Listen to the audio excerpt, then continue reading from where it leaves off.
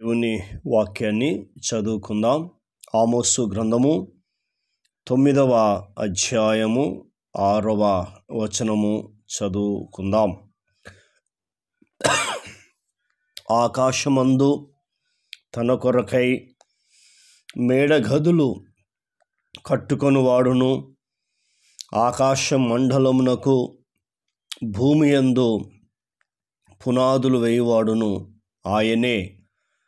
సముద్ర జలములను పిలిచి వాటిని భూమి మీద ప్రవహింపజేయువాడును ఆయనే.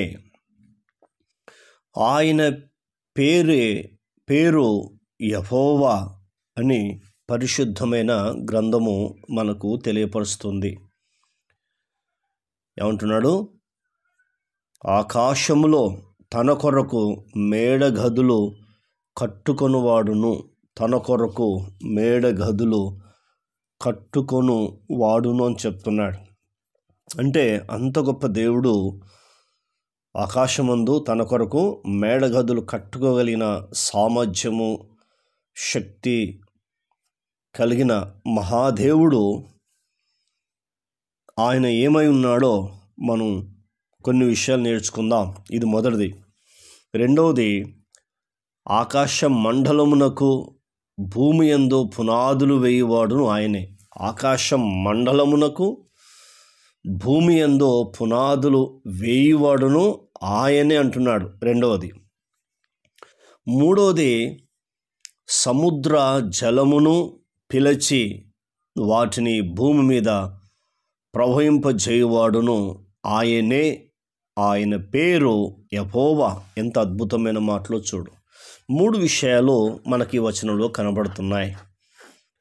మూడు విషయాలు కనబడుతూ ఉన్నాయి. అంటే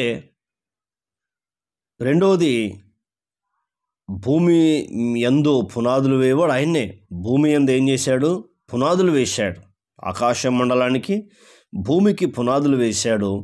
సముద్ర జలమును పిలుస్తున్నాడట. చూడు, సముద్ర జలమును పిలుస్తున్నాడు అని మూడోది చెప్తున్నాడు. పిలిచి వాటిని భూమి మీద ప్రవహింపజేయవాడు ఆయనే. ఆయన పేరు ఏమని చెప్తుందంటే యెహోవా, అంటే యేసు క్రీస్తు ప్రభువారని పరిశుద్ధమైన గ్రంథం మనకు తెలియపరుస్తూ ఉంది.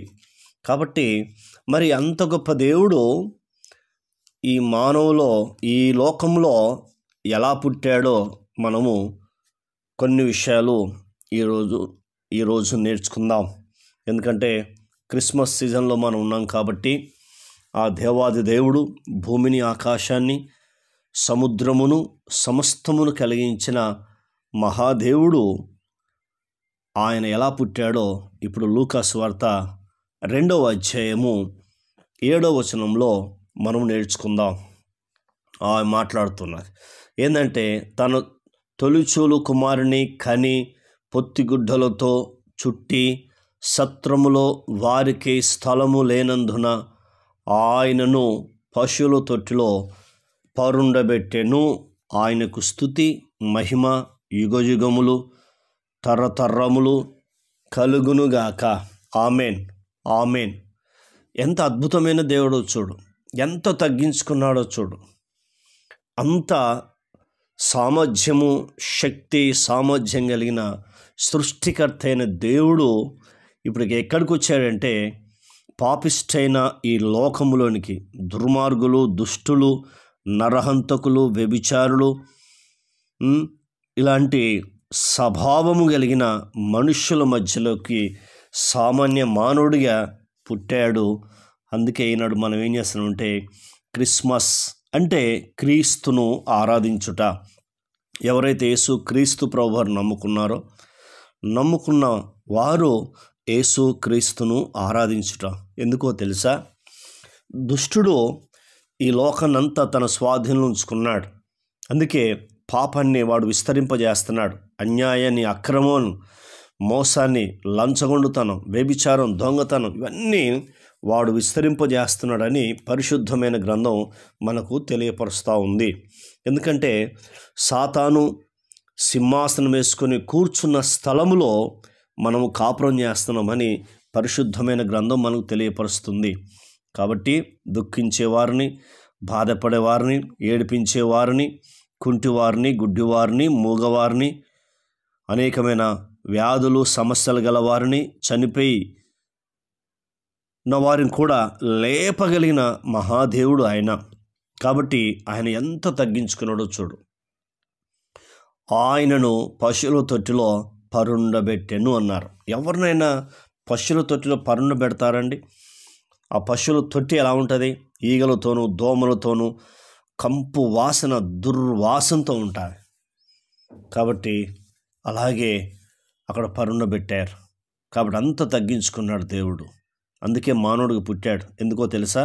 నీ హృదయము మోసము, అంధకారంతో, ఈర్ష్యతో, పగతో ఉంటున్న హృదయాన్ని శుభ్రం చేసి ఆ హృదయంలో దేవుడు ఉండాలని అందుకే మానవుడిగా పుట్టాడు. ఆ హృదయం అంటే నీ ఆత్మను శుద్ధి చేయడానికి, మన పాపాలు, మన రోగాలు తొలగించడానికి. ఇర్మీయా గ్రంథము 17వ అధ్యాయం 9వ వచనం ఈ రీతిగా రాయబడింది. హృదయం అన్నిటికంటే మోసకరమైంది, అది ఘోరమైన వ్యాధి గలదు, దాన్ని గ్రహించేవాడు ఎవడు లేడని బైబిల్ మనకు తెలియపరుస్తుంది. నిజమే, హృదయం అంటే ఆత్మ, అది ఘోరమైన వ్యాధి, దాన్ని గ్రహించలేకపోతున్నారు. అందుకే చనిపోయిన తర్వాత ఎటుపోతావంటే పంపించినోడు ఆయన్నే, తీసుకెళ్ళేవాడు ఆయన్నే అంటారు. అది కాదండి. మనం ఈ లోకానికి వచ్చామంటే మళ్ళీ తిరిగి వెళ్ళవలసిన బాధ్యత మనదే.